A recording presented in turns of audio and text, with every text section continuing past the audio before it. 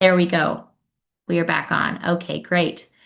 Morocco is looking at, again, creating positive and safe school environments.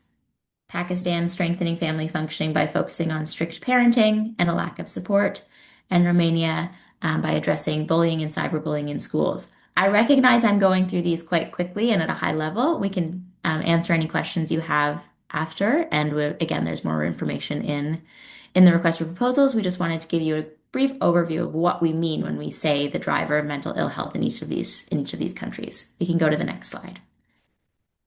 And so in the last four countries that we have, Senegal, we're looking for solutions that are tackling stigma related to mental health.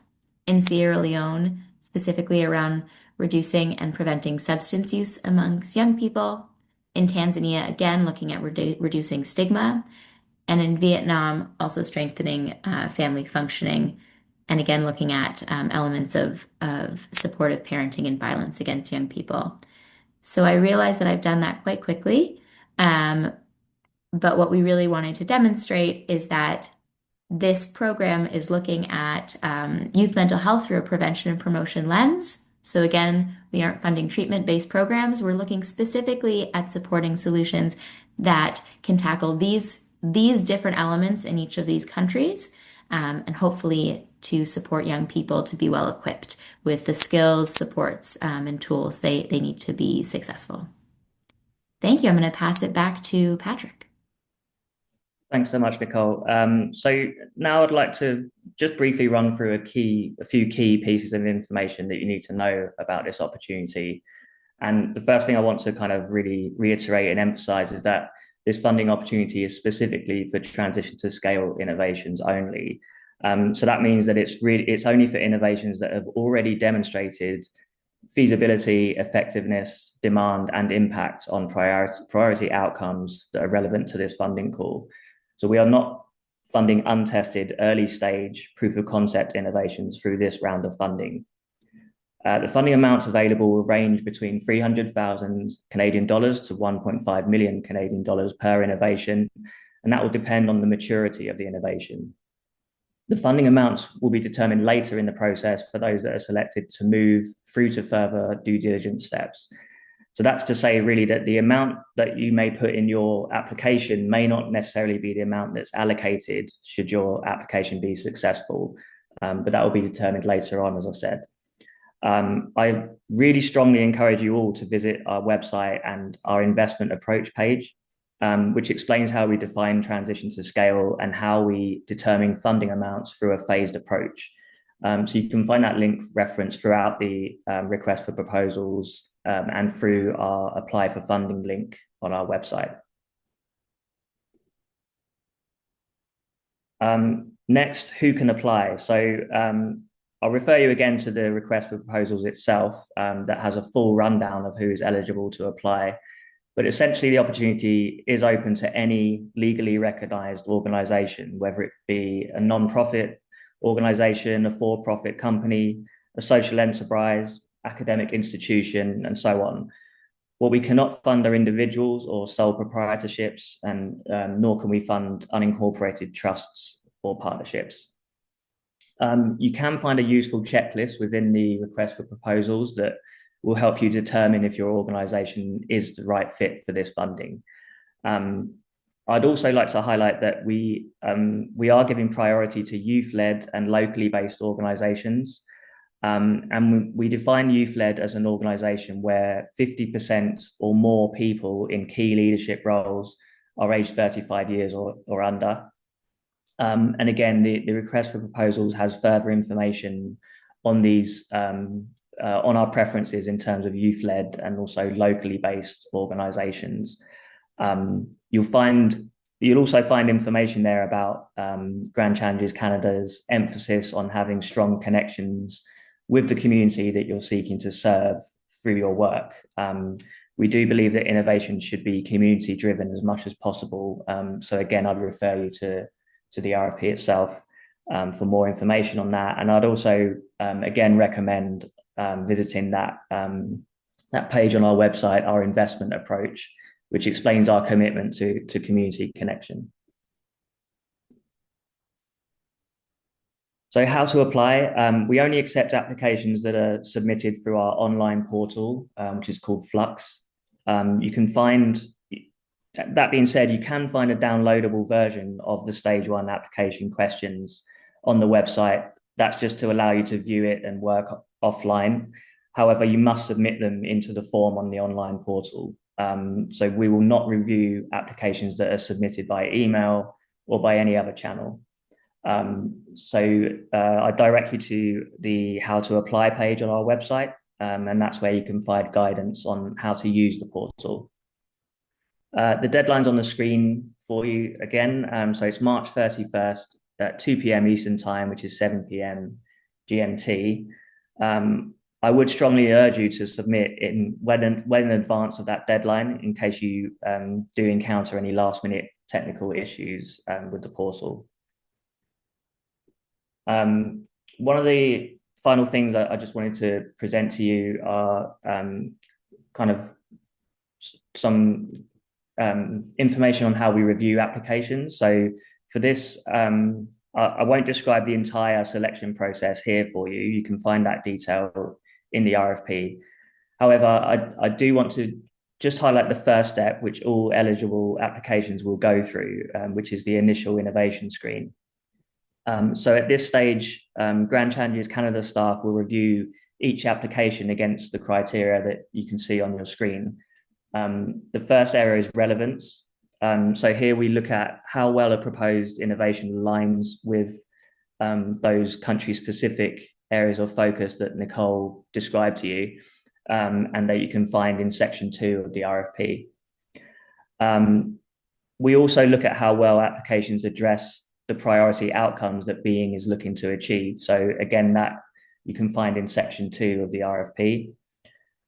We then also look at the extent to which each innovation team is connected to the local community that they are serving.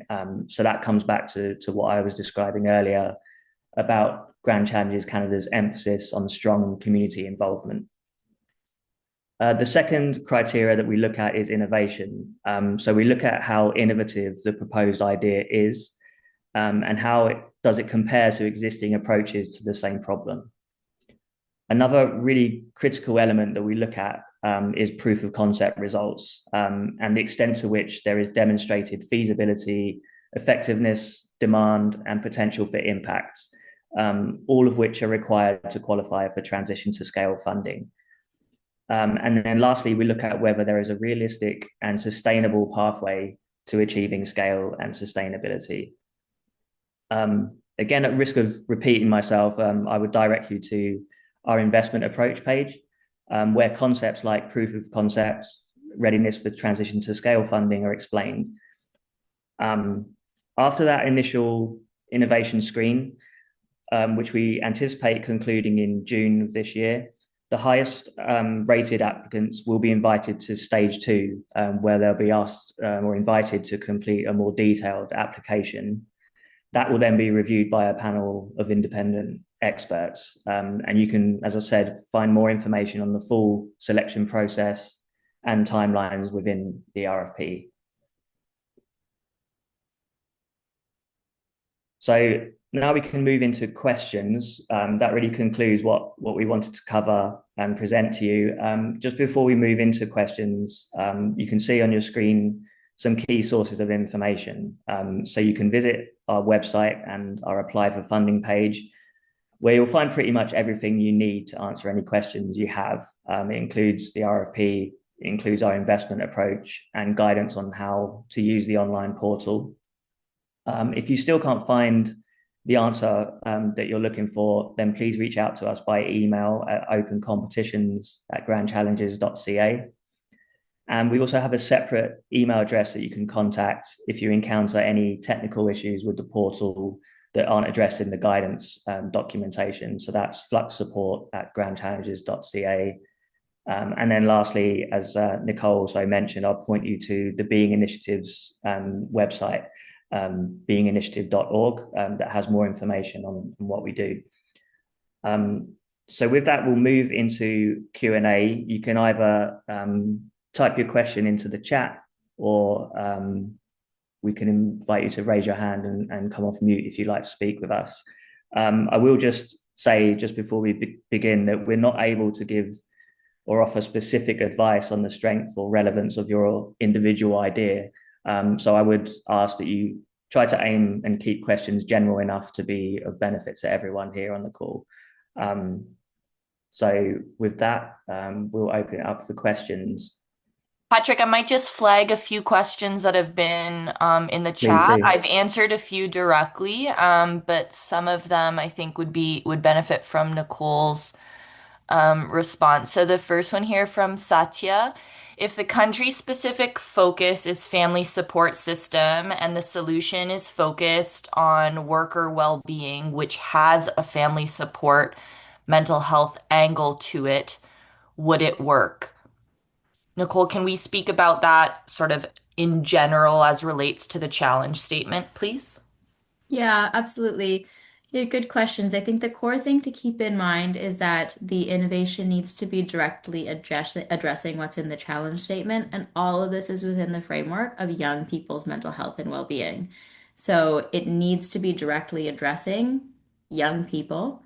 If that's through a family, that that's fine. That's something that we'd ask for you to demonstrate in your application how your work is addressing the specific challenge statement. The challenge statement is not just looking at, in this case, family functioning. Depending on what this is, it's looking at, and I'm sorry, I don't know which specific country that was related to, but please take a look at the full focus of the country and the full focus of the challenge statement to ensure that what you're working on is aligned.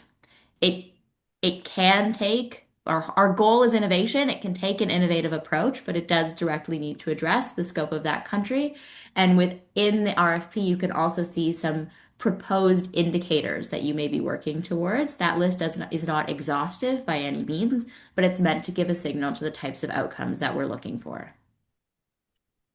Thanks, Nicole. Maybe we'll just address a few of these early questions that came in over chat, and then we'll go to the folks that have their hands raised. There's another question here from, I believe, Neil Deva.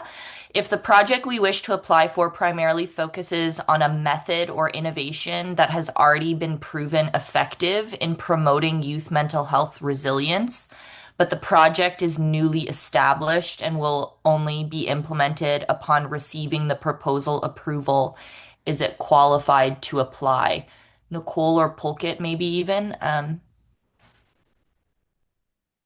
Yeah, thank you, Neil Deva. I think from our perspective, we would like to see that you've demonstrated feasibility and evidence of impact, and then you have a clear developed scaling plan, and then you have basic parameters set up for working with partners and other funders who've shown early commitment.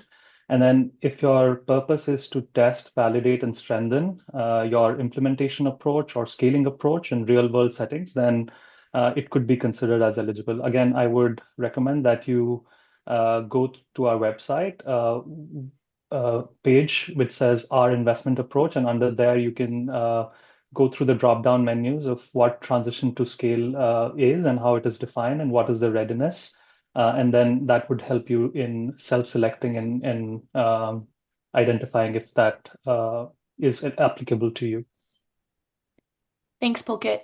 Patrick, before I hand it over to you to address the folks that have their hands raised, Mhm. there are a couple questions in the chat here that are asking about the eligibility of UN agencies. And so, folks, UN agencies are technically eligible to apply. What we have seen in across many years at Grand Challenges Canada is that UN agencies are not able to sign on to the terms of our funding agreements. This is largely due to the fact that our funding, in part, comes from the Government of Canada as well as other key partners. But that means the terms of our funding agreements need to operate under the laws of Canada. Generally, this is one of the terms to which UN agencies can simply not, align themselves to. And so our general suggestion is that UN agencies are welcome to partner with other local institutions who would be the primary applicants and recipients of the funding. And then the UN agencies can be partners in the implementation as appropriate. But we leave it to the innovator teams to decide the structure of their teams. So you're welcome to apply. You won't be ineligible, but a warning that that could get problematic down the road. Patrick, over to you for the folks that have their hands raised. Great, thanks so much, Dom. The first hand I saw was Nomi. I hope I'm saying your name correctly. Please go ahead. No, that's correct. Thanks a lot. Thanks a lot to Grand Challenge Canada for this presentation and for the opportunity to work on youth mental health. A question related to the possibility for UN agencies to apply. So it's very clear that on most of the cases, we are not able as UN agencies to sign on the terms of funding agreements. So another related question, if a UN agency, if we apply through a local organizations that we have a partnership with, can we collaborate with this organization in the execution and in the implementation of the grant? First question. And second question, can we, for instance, also, if a public organization, if a minister apply to the grants, can we also, as a UN agency, partner in the implementation and in the execution of the funds? Thanks a lot again. Yeah, thanks for that question, Naomi. And yeah, the answer is yes. UN agency groups can collaborate with local organizations. As Dominique was saying, the funds would generally be flowed through that local organization, but the UN group can act as an implementation partner on that innovation. So absolutely. Sorry, can you repeat the second part of the question? Yes, of course. Thanks a lot, Patrick, for the answer. Very clear. And the second question, it's the same, but in the case of a ministry applying to the fund with a UN agency support, then I believe the ministry would receive the funds. Can the UN agency also support in executing and implementing the funds? Thanks a lot. Yeah, so again, it's the same situation where the funds would flow through the local organization or ministry or whatever it might be would be the recipient of the funding, but then the UN group can act as a collaborator. So it's the same situation, really. And maybe just to clarify, Dominique here again, sorry, maybe just to clarify also, we have seen similar issues with government agencies, so ministries and other government entities struggle to be able to adhere to our terms. So, and again, it has often come down to the fact that our contracts need to operate under Canadian law. And of course, this is understandably something that ministries and other government entities and other jurisdictions are not able to adhere to. So, just again, a bit of a warning, maybe something to discuss with the legal counsel in those teams before putting the time in to make a submission. Very clear. Thanks a lot for the answers. Thanks for that, Dom. And yeah, just maybe the last point is, again, even as Dom said, it's similar for a ministry can struggle with agreeing to our terms. So again, going through a local group is often the best way to have funding flowed into this project. And then a ministry might also act as a collaborator rather than as the prime recipient. So I hope that's clear. Monica, you were next on my screen with the hand raised. Please go ahead. Thank you. My question is sort of similar. I'm interested in understanding how collaborators are defined. For instance, if we are a private sector company, what kind of collaborators can we have? And what kind of contributions are permitted from collaborators, and what kind of contributions should the primary organization have, if there are any limits regarding that? Yeah, I think we're quite open to different types of collaboration. And maybe I would invite perhaps Paul Kit can jump in, because you've seen a lot of different types of collaboration in transition to scale innovations. But yeah, I think a private sector company could, collaborate with a local NGO, for example, or with as we've already mentioned, kind of UN agencies or larger organizations and INGOs as well. But I don't know, Paul Kit, maybe if you would like to come in on this.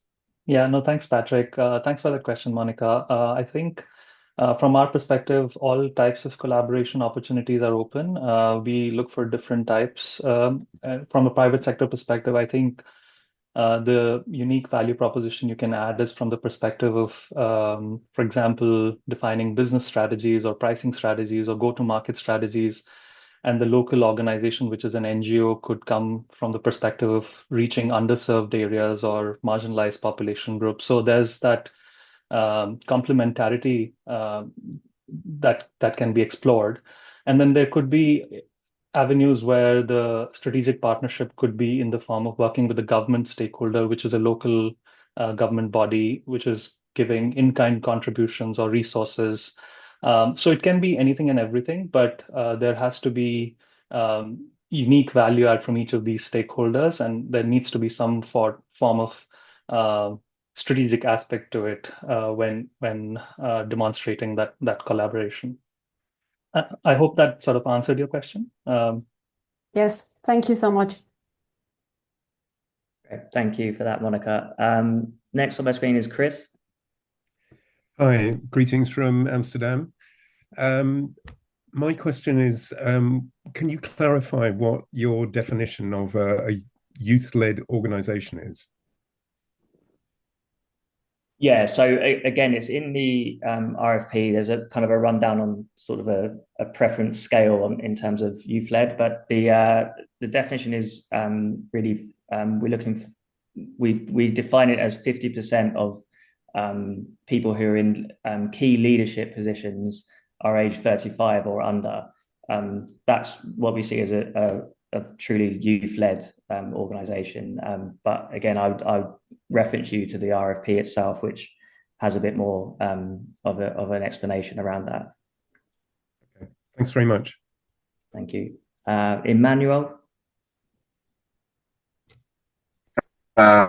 Yes, hello everyone. I hope you can hear me. Greetings from Tanzania. I had a simple question. So, when it comes to evaluating the early stage innovation, because you have talked a lot about the proof of concept, does the foundation basically place greater weight on adoption metrics, like maybe the number of users, service uptake, or you look more into demonstrated outcomes of that innovation when it comes to proving the concept is right for the application? Thank you. Thanks for the question, Emmanuel. So I think you're asking about how we define proof of concept, how we assess how an innovation has proven to be effective, right? So we do have in the RFP a list of priority outcomes that we're interested in that are specific to the geography and the thematic area for each country. So I'd refer you to that, and those are kind of key outcomes that we would look for when assessing the type of effectiveness that's been demonstrated at proof of concept. I mentioned other things in terms of feasibility, so that comes down to kind of demonstrating that that the innovation has been piloted and it's feasible to implement in the geography. Also mentioned that demand within the community has been demonstrated. So there's a few areas there that we would look at. But again, I'd invite maybe Paul Kit can also elaborate a bit more on what we look for at transition to scale. Yeah, thank you, Patrick. So we, in addition to reach numbers and demand signals, we also look for outcomes on end users. So I think you've understood this correctly. So we want to see the delta in terms of how things are improving with the end users. So that needs to be demonstrated early on. But in case there are gaps in the evidence, then we will encourage you to work on those evidence gaps during the project funding period. Thanks for that, Paul Kit. I hope that answers the question. Sweet Bert, you are next on my list. Thank you so much. So I wanted to ask a question. If there is a team that has conducted a descriptive research and has obtained the results, can they apply for this funding to to scale up the intervention. Maybe I should give like a scenario. There may be a team that conducted just a descriptive research, and now they know how the intervention can work. But then there is another research team maybe that has obtained the results, but they have also piloted like a little intervention. So I was wondering if any of those teams can fit in applying for this funding. Thanks for that. Yeah, I mean, I'm not sure. I think, as Paul had said earlier, we need to see that an innovation has been implemented successfully. So if you're saying it's purely at the research stage, early stage, and yet to be kind of implemented in the field, then that wouldn't be something that we would qualify really under as a transition to scale innovation. I don't know if other colleagues want to add on to that. That was good, Patrick. I think just to supplement, it needs to be, you need to show that it has been tested in a limited setting, and needs to demonstrate feasibility and some evidence of impact. And then obviously from there, if you need to test a scaling plan and a business plan and address any gaps in evidence, then we could consider it for funding. But I just want to reiterate, all the information is available on our investment approach page, on Grand Challenges Canada's website. I would encourage you to read through the transition to scale definitions, the readiness for transition to scale, as well as which phase could be applicable to you, and that would help you in understanding how we make investment decisions. Thanks for that, Paul. Sheriff Lucky Bar, you are next. Thank you. Greetings from Sierra Leone. I'm joining from Caritas Freetown. Presently, Caritas Freetown is implementing the YRI project sponsored by GCC. So I just want to know if we are still qualified to apply for this proposal call. Yes, you are. Previously funded innovations by us you can apply. There is a part in the application form where you can indicate that you've been previously funded by us, but it doesn't preclude you from applying. Okay, thank you. Kay Ann. Yeah. Sorry if I'm saying the name incorrectly. No, it's fine. And it's fine. Hi everyone. So yeah, it's Anne from Vietnam. We also have a few questions that we would like to check with you guys. So first of all, is I see earlier when we were looking at the presentation for Vietnam, we have the topic strengthening family functioning only. But like when I looked into the website, we have also addressing strict parenting style. So I'm not sure if we are cutting off this addressing part, or is it like an updated topic? That was the first one. I can jump in there. Thank you for that. That's an oversight on my part. Look to what's in the RFP to determine exactly what the focus area is. It is the strengthening family function, and then the way we would like that to be addressed is by looking at strict parenting styles or family conflict.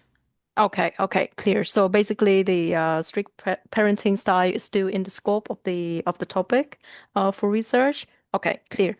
And then the next question that we have is we are also like a private sector company based in Vietnam, and we have the collaboration with the government and as well as those youth-led organization within Vietnam. And we would like to understand if basically we have this project which we haven't fully implemented yet in the focus groups, but we're only tested on a limited scope of the research groups. In this case, would we still be eligible to apply for the funding? And if yes, then is there how you say like a framework where we can check if we actually can reach this stage to be eligible? Yeah, thanks for that. Obviously, it's difficult for us to comment specifically on the level of evidence that you've produced to date. without seeing it. But as Pulkit mentioned, I think if you go to our investment approach page on the website, that really gives an overview on what really qualifies as a transition to scale innovation and what level of evidence is needed. So I would definitely direct you there to see kind of a full sort of overview on our approach to that. Okay, clear. And just one last question is there a limited number of members within the which project that we should limit it to, or is it I don't know, if is there a specific condition for this topic? Do you mean in terms of the number of partners or collaborators or? Yes. Yeah. That's what I meant. No, I wouldn't say there's any limit on that. I think, again, as Pulkit said, there has to be kind of a real, for a strong collaboration, there needs to be a real value add and feasibility of the approach as well, with multiple partners and making that work as well. But yeah, there's no actual limit on the number of collaborators that you can have. Okay, perfect. Yes, thank you. Thank you. Eliza, over to you. Sorry, Patrick, before we move on to Eliza, I just wanted to clarify, this question has been asked a few times in the chat. I'm trying furiously to answer those. But the important thing to note is, if there's going to be a collaboration or an association, is that GCC can only contract with one entity. So there needs to be a single primary entity leading as the applicant, who will also be the intended primary recipient of the funding. As Patrick's already said, you can then have subgrantees and subcontractors that are partners and receive funds through the primary entity. But GCC can only contract with a single entity who needs to be the lead applicant on the submitted proposal. Back to you, Patrick. Thanks for that clarification, Dom. I was thinking in terms of the project itself, but yeah, you're absolutely right that there would need to be a lead of that collaboration group or consortium that is the primary recipient of the funding. Eliza, over to you. Hello, everyone. Eliza from Sierra Leone. I'm just having a follow-up question from what Lucky Sharif asked, and the previous speaker just spoke about something of it, but I want to clarify whether being the lead partner that signs with JCC on a project, if it's also eligible for us to be a lead partner or a sub-grantee of any other project. So you're saying, can your group be on multiple projects, essentially? Yes, specifically if we can lead on multiple projects. Yeah, so what and again, this is in the RFP itself, what we say is that an organization, so whichever group you work for, can be on multiple applications, but the individual, so yourself, for example, Eliza, you could only be the project lead on one project. So it would need to be another person at your organization to lead on a separate project that your organization is submitting. So an organization can submit multiple, but a project lead can only be the lead on one project. So we look for that when we're screening applications. Thank you very much. Thanks for clarification. Thank you. Beryl, please go ahead.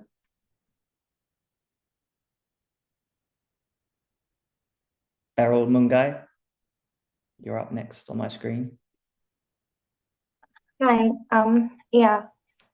So my name is Beryl. I am from Kenya. So my question is, we are not an implementing country, but Tanzania is an immediate neighboring country. My question is, can we as an organization maybe partner with an organization that's applying in Tanzania, and we can be like partnering organizations? Because I can see Tanzania, their main focus, or what the funding wants the organizations to focus in, is mostly in like reducing stigma. So if my organization does that in Kenya, it's evidence-based. like, can I partner with an organization? So they are the ones applying, but we are partnering in the implementation. I don't know if that makes sense. Yes, that does make sense. And yes, you could certainly partner with an organization in Tanzania to implement a project. One thing to just reiterate really is that an organization could be based outside of one of these 12 countries, but for a project that is implemented in one of these countries, and that is something we will consider funding. So where your organization is based doesn't necessarily preclude you from submitting an application, but obviously you do need to be, it has to be for work in one of the 12 countries. So I hope that clarifies that. Malay, BVHA, you're up on the screen. Yes. Good afternoon. I am Malay from Bihar Voluntary Health Association. I am from India, Bihar, and I have two questions. Number one question is that earlier we applied for being proof of concept, but it is not approved. Can we apply for this RFP? And another question is that uh, you have given that priority will be given for the youth-led organization. That but if it is not youth-led, then how what will be the percentage of getting selected? Thanks And for if there are the proof of concept or from other projects, we have the innovations and we have the other successful model in for other projects. Can we get the reference from that and we put application here?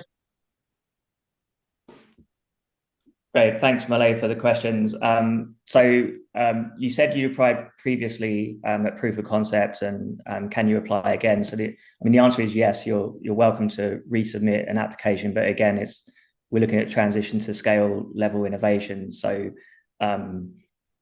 that also you have to consider whether it's ready for that when you resubmit. In terms of us prioritizing youth-led organizations, if your organization isn't youth-led, it doesn't stop you from submitting an application. I think we would still welcome that. But it's just, again, it's a preference that we have where we would look for that, but it doesn't mean we won't fund things that aren't entirely youth-led. So again, I would encourage you to have a look at the detail in the RFP to consider whether you think it's the right fit for you. I hope that answers your questions. I might also just jump in, Patrick. There was also a question there, which I've now addressed several times in the chat, about sort of the likelihood of selection, whether based on whether your proposal meets X, Y, or Z criteria, if it is or is not youth-led, if the organization is or is not local. We cannot provide any sort of guidance or estimates on the likelihood of your projects and proposals selection for funding. That will depend entirely on the number of applications we receive, on the strength of the other applications, on the nature of the innovative ideas being presented. So we leave it to you to decide whether the idea you seek to propose is relevant to the call. And if you feel that it is a strong contender, then we encourage you to apply. Thanks, Patrick. Wonderfully said. Thank Thanks, you. Don. Thank you. Thank you. Thank you very much. Clements? Yes. Thank you very much. Greetings from Tanzania. I'm Clemens. I've seen the number of countries supported by the thematic Hello the project. My question was, how many innovative ideas or projects need to be funded by the country? For instance, Tanzania. Yeah, good question. I don't think we have kind of a set number that we're looking to fund per country. So it's really based on the strength of the idea. So we don't have kind of targets per country, but we do hope to have things, with a wide geographic spread, hopefully, and a balanced portfolio, but there aren't any specific targets that I'm aware of. And maybe just to add to that, Patrick and Nicole, please feel, or Pulkit, please feel free to jump in here. But we should note that we do have, we are putting out this second call because we have additional funding to support this work, but that funding is limited. So please be aware that this will be, as are all Grand Challenges Open Innovation calls, a highly competitive process. We fund generally much less than 10% of the applications we receive. So keep that in mind. Thanks. Thank you. Thanks, Dom. I have a girl at a time on my screen. Okay, so can you hear me? Yes, there's one other hand raised ahead of yours. Oh, okay, so that's my counterpart. Oh, Alima, okay. do you want to go? Okay, well, if she's not going to go, I'm going to go. Okay, so I'm working with a girl at a time. My question is as you are evaluating the proposals or the concepts in phase one, if you see that there are some potentials or opportunities for collaboration with, other people who have submitted from the country, do you sort of notice that and then suggest that, like if it instead of there's two competing proposals, you say, oh, well, these people would be better together, and they'd make a much stronger, a response or proposal. We should get them together. Do you do that, or is it up to us to sort of poke around in the darkness to hope that we find the right person to collaborate within this 2-week time frame? Yeah, well, I mean, it's very difficult for us to make those kind of connections ourselves. One of the reasons is because of the sheer volume of applications that we expect to receive, and we're reviewing it across our team. So they may not have visibility on all of these types of things. So yeah, I would say it's difficult for us to do that with this type of call for funding. And I think, what I would say is that we're not kind of the experts in these contexts. So I would put it to you that maybe it would be kind of, you would have kind of a better sense on who are the best people to work with and who might be the key actors in your space. So yeah, that's kind of what I would say on that. It's not really something that I could see us being able to do on our end. I don't know if any other colleagues want to add to that.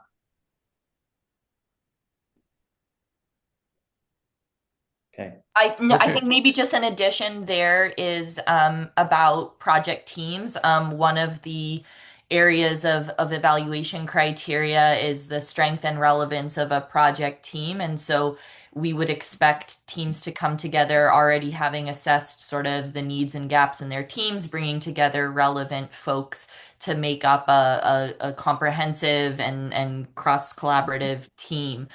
So this is something that is sort of an assessment criteria. And so coming to the proposal with a strong team is one of the essential pieces that we're going to consider. Thank you. Thank you. Thanks, Don. Intisar, AJJ Morocco. Hi, everyone. Thank you so much for this session. I'm Intisar Rouidi from Youth for Youth Association. It's a Moroccan association working with youth in different programs like sexual and reproductive and mental health. So my question is, does being prioritized intervention implemented in youth spaces such as youth centers, communities, hubs, or schools? Maybe if I could ask Nicole to maybe address that one. Yeah, I'm sorry. Could you repeat the question? I'm not sure I understood it. My question is, does being prioritized intervention implemented in youth spaces such as youth centers or community hubs or schools? Yeah, thank you. We don't prioritize a specific location for how the interventions are being deployed. We really look at it on a case-by-case basis is what makes the most sense for the specific challenge area, and what makes the most sense for the context. Okay, clear. Thank you. Thank you. Thanks for the question. Izat Mary, you're next. Hello, I'm Izzat Mary from Pakistan, from OWDC, Organization for Women in Disabled Care. So my question is, our topic is strengthening family function by focusing on strict parenting and lack of support. I would like to ask and like to know what kind of approach you are taking and which themes you are focusing for this topic. Thank you. I think that's another one I'll hand to you, Nicole, Yeah, if that's okay. thank you. We don't want to be prescriptive of the type of approaches that need to be taken. I think that's where we look to you, to the people who are doing this work in those contexts, to propose what you think is best based on your knowledge of this work. It's also why in this case we are looking for projects that have demonstrated impact. So we don't have a prescriptive way that we want these challenges to be addressed. We look for the strongest approaches. And we should also say that, as I believe Patrick mentioned, part of our review process does include peer review from those in these contexts who also can speak to what the best approach would look like. But we don't prescribe beyond what's in the RFP. Okay, thank you so much. Thank you. Kian Nguyen, you're next. Yeah, it's Queen from Vietnam. I have a question about because due to some local regulation in Vietnam about related to the international funding, if our project was selected, would the funding be provided directly as a grant from GCC, or could it be considered official development assistance ODA funding? I think, well, our funding is considered grant funding. So I believe that I'm not sure kind of the situation in Vietnam, but generally our funding is considered grant funding rather than ODA funding. I don't know, Dom, have you had any experience in Vietnam with this particular issue? I am aware that there are challenges in international flows of grant funding in Vietnam. I am not aware, I know that we're actively funding deals in Vietnam right now. So I know that with some entities we've certainly been able to figure that out. I think that it might depend on the structure of the organization itself that is the recipient. So I would actually suggest that if you can follow up with us via email at the opencompetitions@grandchallenges.ca mailbox, we can look into that because I think there's a few questions that we can inquire with our legal counsel to at least provide some initial guidance on that. Yeah, thank you. Okay, thanks. Thanks, Dom. Good suggestion. Anna, you are next. And you're on mute. If you want to come off mute. Me? Okay, that's better. Thank you. Yes, first of all, thank you so much for what you're doing. You're really changing the world with your initiatives, and it's an amazing work. Here in Ecuador, with my team, we have been working on an ecosystem type of change to improve mental health and prevent violence. It's a prevention program, and we have already made partnerships with all sorts of stakeholders in the societies. The plan is to start with the capital and spread from there. And we are just about to get started. So we are very advanced within the concept of an ecosystem, and the principles, the vehicles that we have conceived are very strong. but we have not done this yet to demonstrate what we do.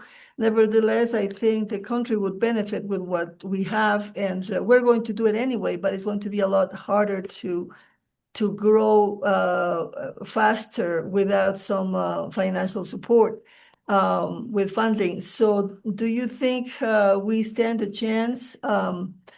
Because we, as I said, we have already made partnerships that we are ready to get started actually before the school year ends here. So is there any chance you think we can be looked at and considered for transition to scale? Thank you, Anna. And probably not the most helpful answer, but I think we've said we can't really comment specifically on kind of the relevance of your idea or your situation. And I really would encourage you to have a look at the our investment approach page on our website, which really does give a really clear outline on what qualifies as a transition to scale innovation, and partnerships being in place is one element of that, which it sounds like you have done some good work there. But there's also things to consider, like, is there a proof of concept? Has the idea been implemented? What level of evidence is there? So yeah, encourage you to visit that part of our website and really decide for yourself whether you think this is a good fit for you. Yeah, I would just refer you there and wish you good luck.